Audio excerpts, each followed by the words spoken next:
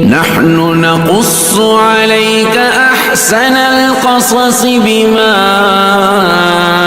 أوحينا إليك هذا القرآن. بسم الله الرحمن الرحیم.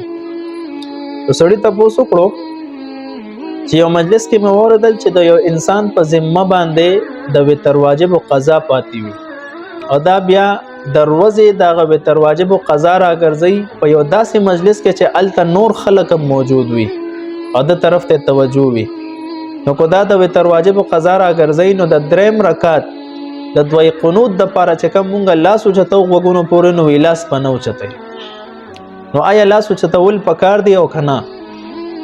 علامہ شامی فرمای قوله رافعا يديه أي سنة إلى حذاء أذنيه كتكبيرة الإحرام لو في الوقت أما في القضاء عند الناس فلا يرفع حتى لا يطلع أحد على تقصيره.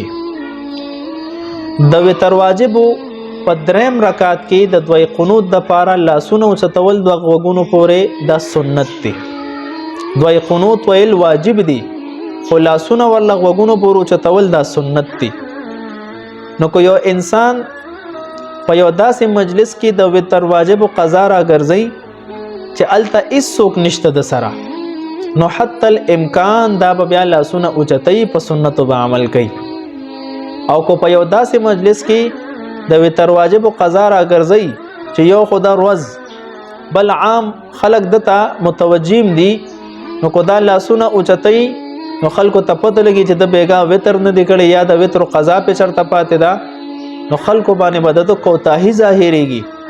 نو شریعت په دمانه د پرده اچولو د پاره او فرمایل چې دک شان حالاتو کې د وتر واجب په قضا کې چې کله پروس کې کوي او په یو داسې مجلس کې چې خلک موجود وي نو بیا بهتر ادا ده چې په دریم رکعت کې د دوی قنوت د پاره د الله سوچت نه کی چې د کوتاهی په خلکو باندې ظاهر نشي.